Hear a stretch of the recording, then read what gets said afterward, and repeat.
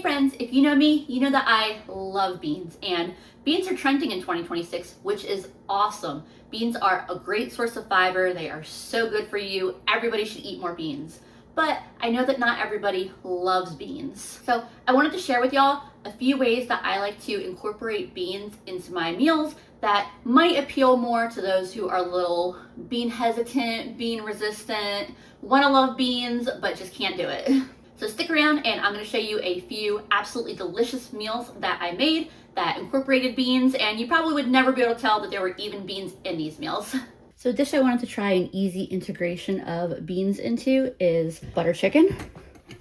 And I've made it before where instead of chicken, I swapped out the beans for lima beans, and that was good. But I am going to be making it with chicken tonight.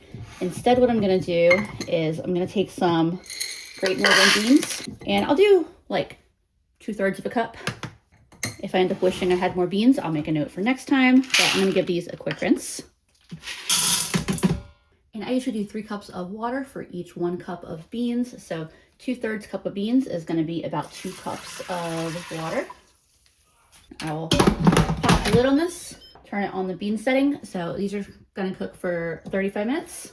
And I'll be back to complete the rest of the meal when those are done. As you can see by the timer, these have been done for a while. I actually ran out and did some grocery shopping. My beans are all nice and cooked. I'm gonna drain these and set them aside in a different bowl. I just popped this back in. I'm gonna turn the saute on and get a little bit of oil down in there. And I've got an onion here that I'm about to chop up. All right, so I've got that onion chopped up. I'll get that in to start sauteing. I've also got a few cloves of garlic cut up here. I'll add those after the onion has sauteed for a couple minutes. In the meantime, I also have a little bit of ginger. I was gonna buy more, but they didn't have any, so I'll have to get that later. But I'm gonna grate up probably as much of this as I can. I'm just gonna put it on the cutting board next to the garlic for now. All right, I'm gonna get this ginger and garlic in. I ended up cutting up the end of that ginger because I'm gonna be blending this anyway, so it's okay if I got some bigger chunks in here. I'll keep a nice close eye on that to make sure that the garlic doesn't burn. This is smelling really great. I'm gonna get some seasonings in. Luckily, I just realized that this is pumpkin pie spice. Before I put any in, it is garam masala that I want. But I'll get a nice little bit of that in there. A little bit of paprika. A little chili powder. A bit of cayenne. And black pepper. Stir this around quickly. All right, so I've started cutting up some Aromas. I still need to cut most of them, but I got one of them cut up. I'm gonna get that in there, and that's gonna start adding some moisture and help start deglazing this and keep it from burning. I just threw another tomato in, and I'm throwing in a 1/4 cup of water. Just like I said, we want to really start deglazing the bottom of this before it starts burning. Here are the rest of my tomatoes. Usually I do a can, but I had a bunch of Aromas that needed to get used up, so it is 5 Aromas that I added. And I'm also going to add those beans back. I think I'm just going to add in an extra 1/4 cup of water just to make sure there's enough moisture in here. But I'm going to pop the lid on here and pressure cook it for 10 minutes. And then as soon as that is done, I will blend it all together, and that's going to be my sauce. I am making chicken to go in this, and I could have added the chicken at this time too. The chicken would have cooked for like 8 to 15 minutes depending on what kind of chicken I added and what cut of chicken it was. And if I hadn't wanted to make beans from dry, that also would have been a time where I could add in a can of beans. Like I said, I could have put the chicken in to cook with everything in the Instant Pot, and then I would just remove the chicken and blend everything. But I want the flavor that comes from really searing the chicken well, and it's hard to get that in the Instant Pot. That is really my one complaint about the Instant Pot. So I've got a cast iron right here heating up with a little bit of oil. I've got about 2 pounds of chicken right here. It was on sale for $1.99 a pound. So I got almost 3 pounds of it. I got about 2 pounds here, and then I'm saving a pound of it for dinner tomorrow. because almost 3 pounds was just a little bit too much. I mean, I could have made this meal with that much, but 2 pounds is also plenty for us. I'm cutting my pieces of chicken in half here. My cutting board's a little bit small, but we'll make it work. I'll get these seasoned while I'm waiting for my pan to heat up. You can also hear the Instant Pot. It's about to come to pressure in the background. It'll be a lot quieter in just a second when it comes to pressure. My pan should be nice and hot. I'll get the other sides of this chicken seasoned in just a second. Like I said, I just didn't have a lot of space going on my cutting board. But this chicken will cook pretty quick like this. My pressure cooker just beeped that it's done. I'm just gonna let it natural release for a little bit while I finish cooking the chicken. Had I cooked the chicken in the pressure cooker, I'd give it a 10 or 15 minute natural release before quick releasing the rest of the pressure. In this case, I don't really have a reason to, other than just that I'm still cooking the chicken. All right, these are probably ready to flip now. Taking these out as they finish cooking and setting them aside to rest. These two are just about done. Here's what's gonna be my sauce. I'm taking that out just so I have a little more room on my counter and because I need to use the outlet anyway. All right, so I've got my immersion blender here and I'm just gonna get this blended up real quick. I've got this fully blended and I've got all this really good bits on the bottom of my pan from cooking the chicken. I've had the heat off for a few minutes here, but I'm gonna stir it because it clearly still wants to bubble. And I'm just gonna make sure I scrape the bottom to get all of those really, really good flavorful bits from the chicken stirred into this sauce. This sauce looks really good and it smells really good. I haven't tasted it yet. I'm gonna add 2 or 3 tablespoons of butter. There's that last little bit and I'll let that melt in. I still got the heat off of this. I don't think that I will need to turn it back on. I think there's still enough residual heat on like in the pan, and obviously the sauce was super hot when I added it in here. And while that melts in, my chicken has had a few minutes to rest. I've got a clean cutting board and I washed my knife. And I'm just gonna cut my chicken into chunks that I'll then add back into the pan here. Chicken is nice and moist and flavorful and delicious. So I'll get the rest of this cut up and added real quick. And then of course I'm also adding all of the juice that collected in the bottom of the bowl that I had the chicken in while it was resting. I think all those pieces of butter are fully melted. I'm gonna mix this together and I'm gonna give it a taste. I also prepared some rice, just some plain white rice to serve this over. And my normal recipe without the beans calls for a little bit of cream or half and half or milk. I do have milk, so I can add a little bit of that if I want that little bit of dairy and creaminess. But those beans should have also added a lot of creaminess. So I'm gonna try it without adding any dairy first. What I'm adding that I didn't add, but it definitely needs, is a little bit of salt. Let me taste that again now. Oh yeah, that's definitely what that needed. And then I do think I want to add just a little bit of dairy. If you're dairy free, I think it's good without it. But I just want that little bit of extra creaminess that the dairy gives. So I'm going to stir this around and then get myself a bowl of rice, and this will be ready to eat. Then here's what my finished bowl looks like. I got rice under here. It's just, you know, a little covered by the sauce and the chicken. Absolutely delicious. This is so easy to make that it has been going on my regular rotation of meals lately, and such a good way to get beans in without the beans being a noticeable component in the dish. Hey friends, here is another dinner that's gonna have some beans kind of hidden in it. This is also kind of a use up stuff that is starting to get a little old in my fridge, and I do have that other chicken breast that I used in that last meal. So I've got a pot of water heating up over here that some pasta will go in, and then I have my cast iron over here heating up with some oil. And just like before, I'm gonna cut this chicken breast in half. I just think it cooks nicer and I get more chicken that is nicely seared. And you may have noticed how The chicken was really thick on the one side, a little thinner on the other. Now we've got chicken that's a little bit more even. 2 pieces of chicken that are a little more even all the way across. I've got these seasoned, and just like the other day, I'm gonna cook them for a few minutes on each side. While my chicken is cooking, I get some of the stuff chopped up that I'm gonna be adding to my pan when the chicken comes out. First is dicing a couple of smaller onions. My butter chicken more or less follows a recipe, but this is not something that I'm following any kind of recipe for. By the way, you notice I'm rocking a little band-aid on my finger, and I did not slice it with a knife. You'd never guess what I sliced my finger on. It was the foil seal of a tub of cream cheese. And I wasn't even trying to pull on the seal, I was just trying to get the plastic lid off before I even got to the seal, and it just sliced my finger right open. Probably time to flip my chicken. I'll get my pasta added in just a minute.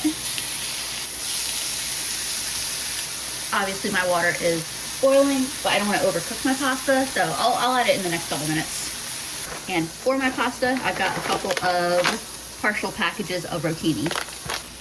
I pulled the smaller piece of chicken out. This one is just about done. It just needs a couple more minutes. So while it finishes, I'm gonna go ahead and just get these onions in the pan around it. That way they can start cooking. And so I can start cutting these peppers up. They were in a bag that I got marked down at my local Harris Teeter grocery store for $1 for like a bag of them. And I'm also gonna get that pasta added in now too. I've got that second piece of chicken out, and I'm just adding my peppers as I cut them directly to the pan. Here's how those onions and peppers are doing.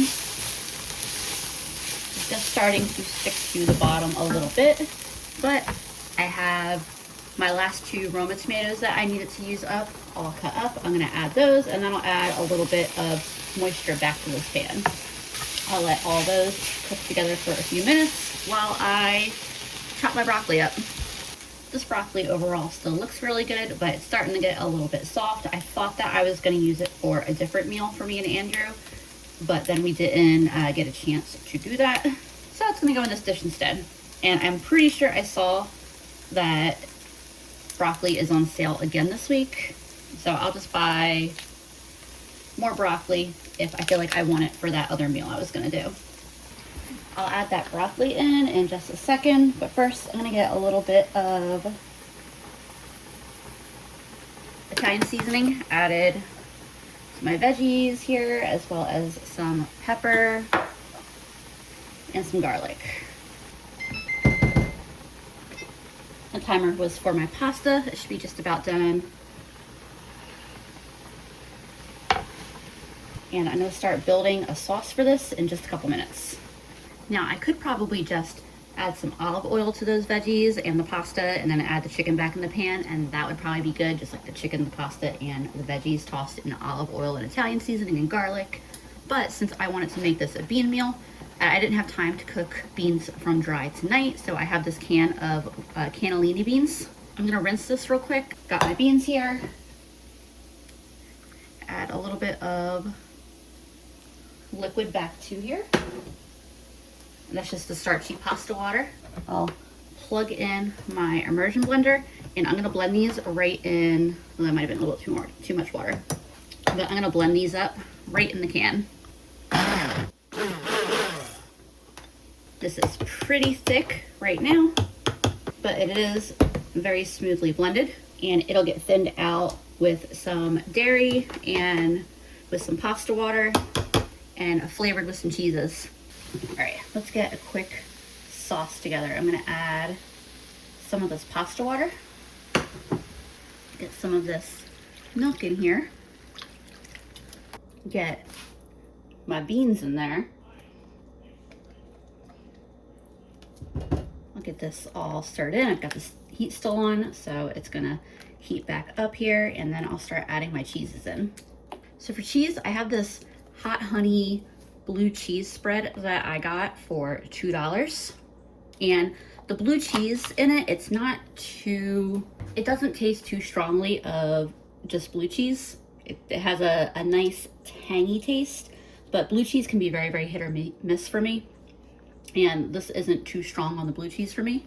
And I really think that combined with all of those other flavors, I think this is gonna mellow the blue cheese out a little bit and just give the sauce a really nice tangy flavor.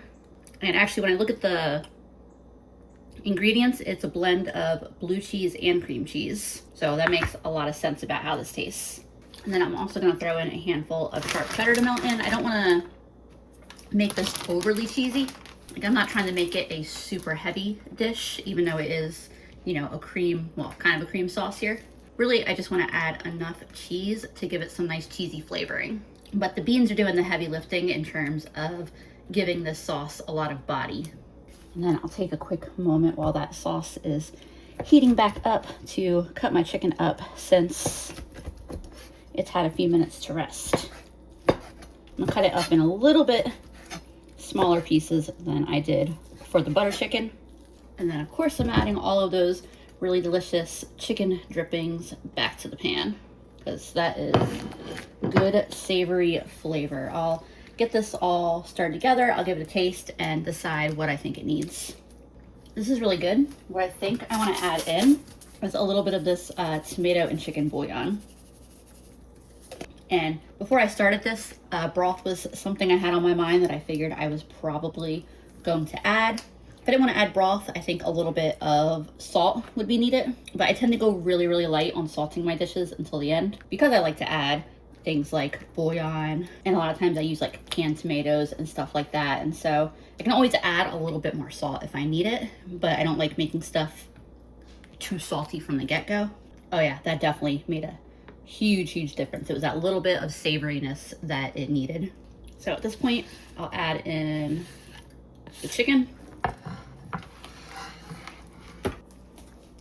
as well as the pasta, which I finished straining. I'll get this all stirred in and then this will be ready to eat. And then there is what my bowl looks like. It is nice and savory with a hint of cheesiness, and the veggies give it a really nice flavor too. Very, very delicious, and you wouldn't know that there were beans in this.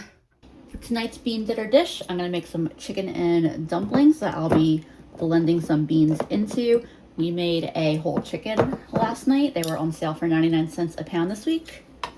This is the extra fat and pan drippings. I'll use a little bit of that fat to start cooking my veggies in. I have a whole assortment of odds and ends that I'm working on using. The onions are pretty fresh. I'm not rushing to use up my onions, but I do want an onion in here. And I'm just gonna start adding these things to the pan as I cut them.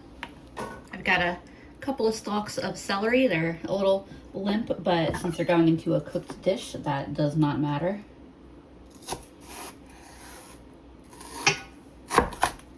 I'll get these quickly cut up and add it as well. Also got a few carrots I'll chop up.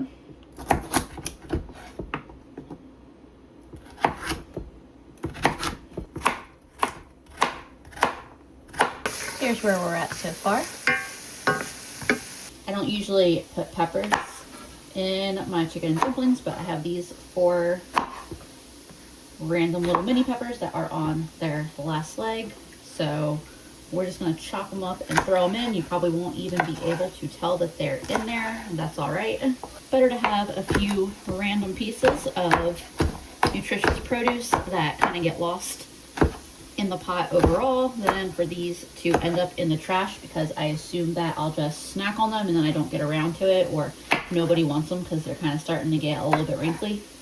I need to get myself some more garlic. This is all of the garlic I have in my house currently, but we're gonna go ahead and get it thrown in. Since the garlic won't take long to cook, I'll get those in just a minute. I got a couple of potatoes I'm gonna chop up too. And I'll cut them into fairly small pieces just to make sure that they've got plenty of time to fully cook. So I'll get all of this added in now as well. The garlic, as well as all of these potatoes. Now chop up my chicken. I did toss a little bit more of that fat in the pan because once the potatoes got in there, they really soaked up what was in there and it wanted to start sticking a little bit. And I want to get a little more green in here, so I got this partial bag of frozen green beans. Add that as well. Probably should have rinsed them, maybe got a little bit of ice off. But they haven't been in the freezer that long, so I don't think it's going to be that big of a deal. Get a little bit of black pepper in here. Do a bit of chili powder. I think I'm going to add a little bit of bouillon, so I don't really want to add any salt quite yet. Oh, I know what I was going to grab. Some Italian seasoning. I'm staring at my spice rack being like, I know there was something specific I wanted in here and I can't think of what it is. Well, I tell you, this pan is looking and smelling really good so far. So I have those pan drippings that I said I got from the bottom, from the pan that I cooked the chicken in. So when you put it in a jar like this, the fat will all rise to the top and solidify on top of everything. So you can remove the fat, either use it in cooking or toss it. And then below that, you've just got all of these really good pan drippings. And you can see by like how gelatinous it is, how much like collagen and good stuff came out of that chicken. There's lots of concentrated flavor in here, and this will liquefy as it cooks. So it's not gonna stay this like jelly-like texture. That just means that it was some really good pan drippings. So I used that little bit of liquid to deglaze the bottom of the pan. You may have noticed that stuff like the potatoes and just, you know, the stuff I'm cooking was starting to stick to it. So I got that lifted off before it could burn. It's gonna add good flavor into the dish. Here's that chicken. Get that added in. And you notice that there was a little under a cup of liquid that I added. So you almost can barely even tell that I added much liquid to this. So I'm gonna add another cup and a half of water plus bouillon, otherwise broth. Add that in. Usually when I do a chicken pot pie, I do a roux before I add my liquids. So I would have added a tablespoon and a half, 2 tablespoons of flour, or of butter, and then also flour, equal parts butter and flour. But because I'm gonna be adding those beans in, I think that they're going to thicken this up enough that I don't think I'm really gonna need to worry about that. So speaking of those beans, while this heats up, so here are my Great Northern beans. I cooked these from dry in my Instant Pot, but this is about the equivalent of a can. I'm gonna add a little bit of milk to these just because I plan to add some milk to the chicken and dumpling anyway, and that should help get these really smooth, because otherwise this is like super thick. Otherwise I could have waited to add a little bit of that broth and added it to this instead to help blend these up.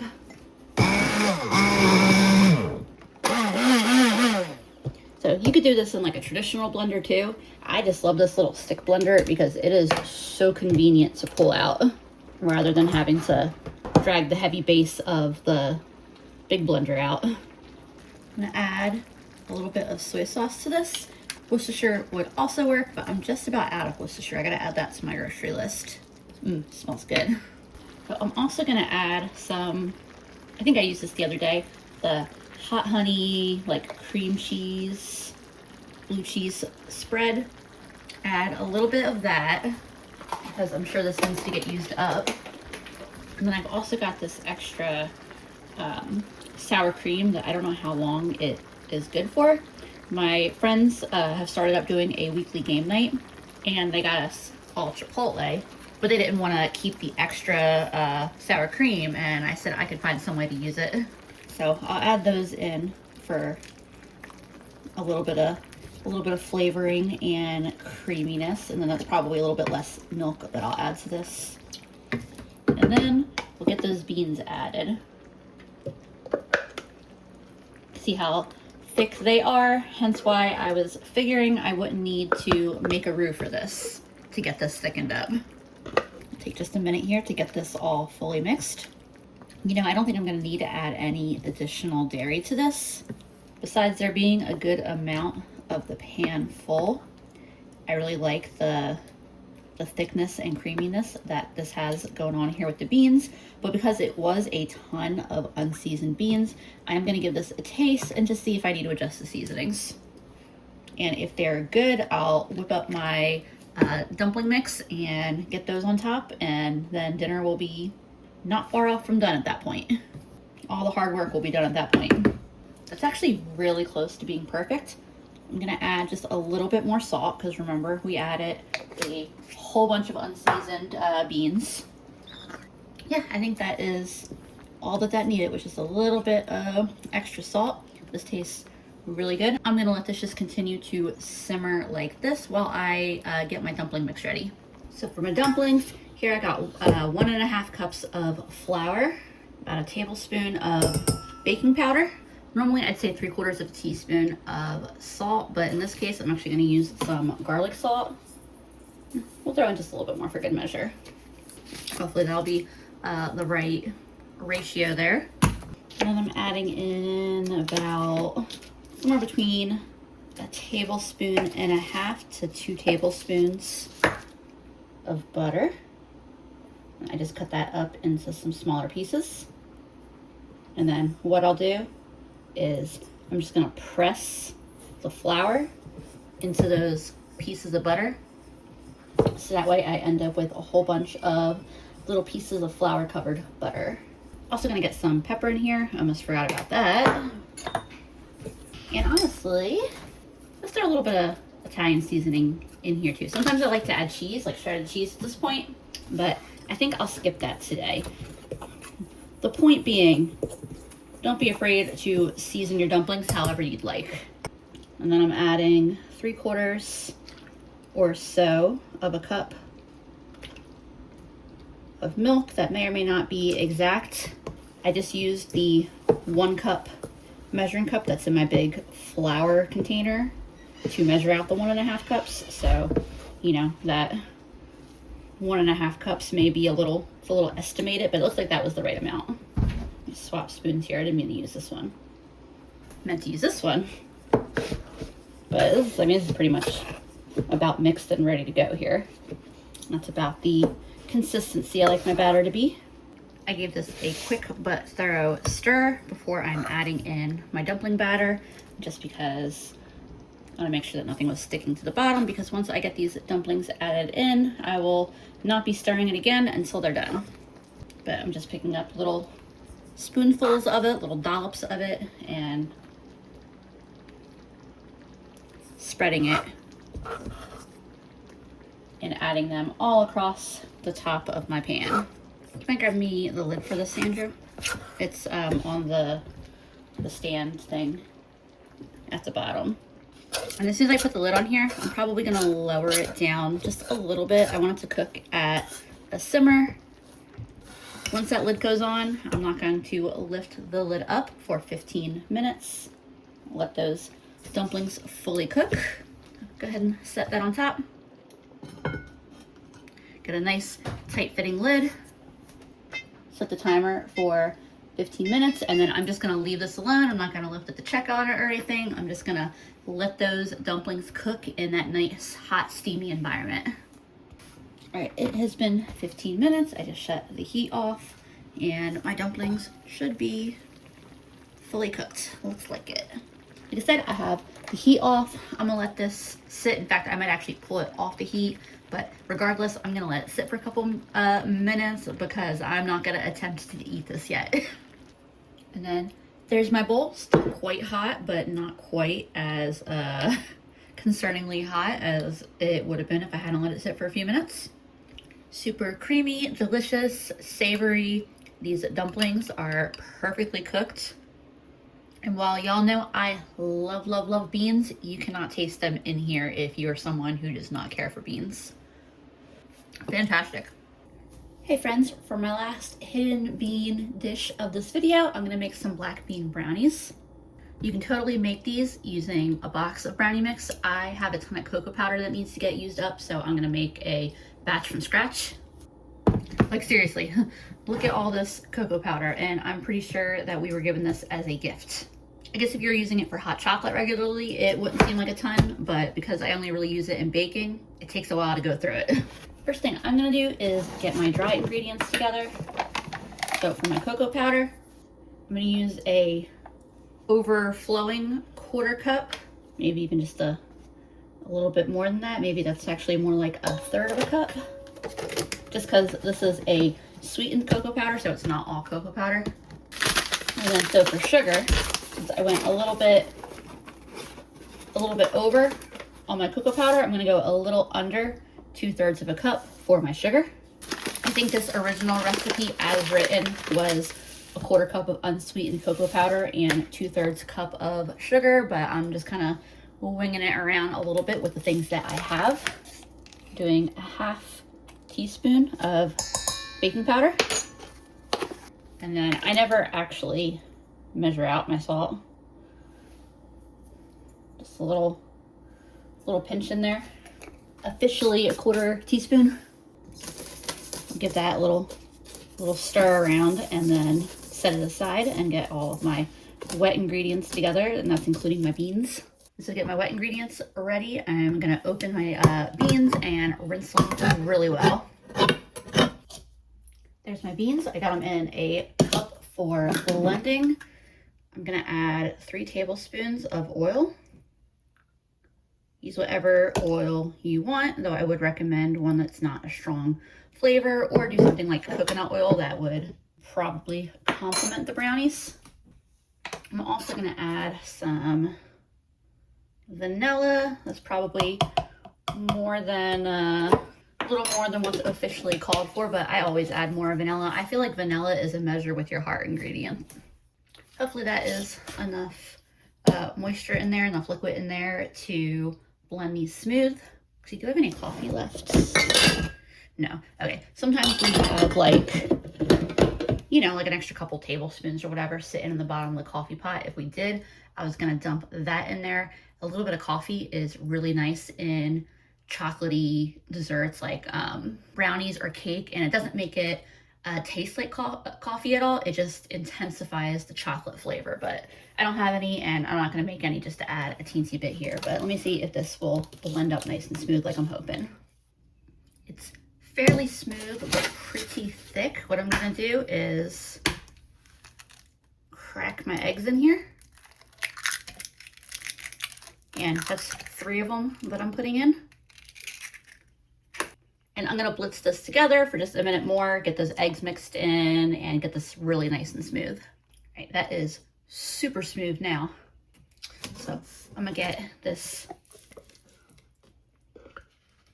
the wet ingredients here mixed in with those dry ones. I kept the cocoa here handy in case I decide I want to add a little bit more. I'm making decisions on a whim here. I'm gonna add just a little bit of flour. Got a little under 1/4 of a cup. Maybe that's a bad idea, I don't know. Black bean brownies tend to be a lot fudgier than cakier. And so I feel like I just want a little bit of flour in there. And then I've also got some chocolate chips I'm gonna throw in. Andrew had asked me if I wanted him to throw out this mostly empty wrapper from our butter, from a thing of butter, when he took the garbage out a few days ago. And for one, there's like a lot of butter on this still. But I was like, absolutely not. Because this is what is perfect to do with a wrapper like that.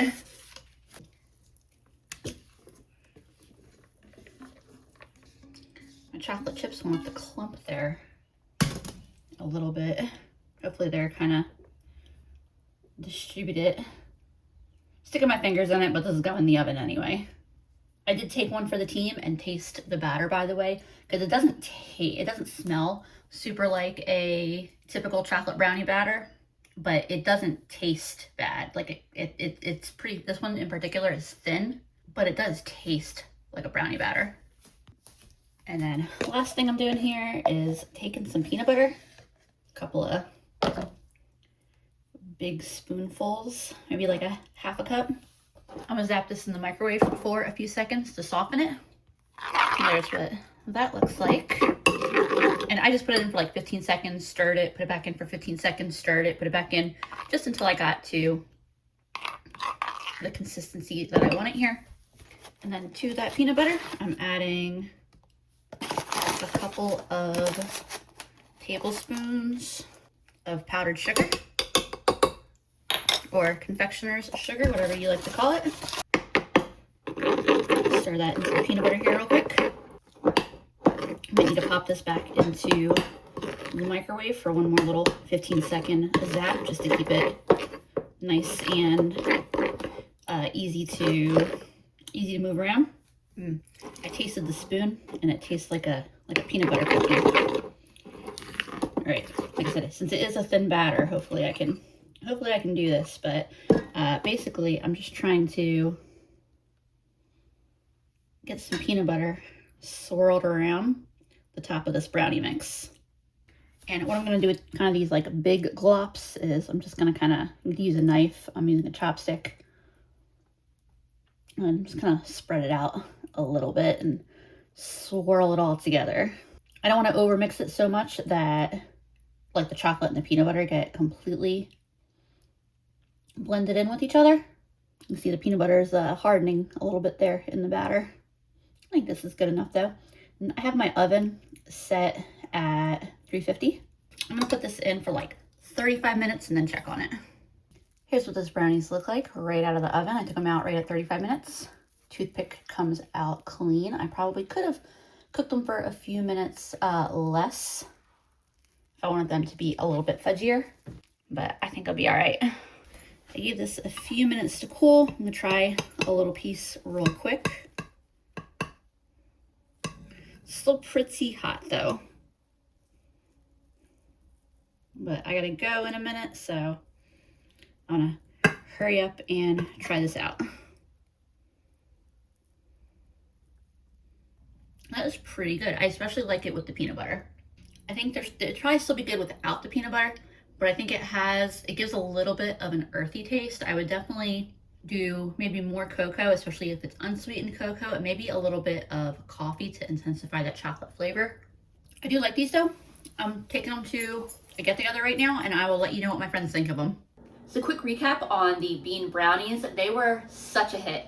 I had gone to my friends and I had left them on the counter in the kitchen because I was one of the first ones there. And I was in another room talking to a friend. We were working on a puzzle together, and someone walked in and was like, "Lisa, these brownies are really great. I heard you made them." And I went back to the kitchen and a whole bunch of people were eating them and enjoying them. And I hadn't planned to like not tell them that there were beans in the brownies. They just walked in the door without me knowing and were eating the brownies and talking about how good they were. And I did tell them that there were beans in the brownies, and they did not care. They thought they were great. So bean brownies were an absolute hit. Every one of these meals that I made in this video was absolutely delicious. I love incorporating beans into meals when maybe like the whole unblended bean wouldn't necessarily like go into the meal. Just a great way to add a little bit of extra fiber, a little bit of extra protein, just really great stuff to my meals. So if you're someone who wants to love beans but isn't quite there yet, let me know if you end up trying one of these methods of getting more beans into your diet. I hope that you will end up loving beans in the long run, especially because there are so many different kinds of beans, different flavor profiles, like there's so many options to choose from. This video, I just want to focus on the most subtle way to add beans to your meals. I do love beans and I cook with them all the time, so I am always putting them into my meals one way or another. Thank y'all so much for hanging out with me and watching me cook some delicious meals. I will see y'all again soon.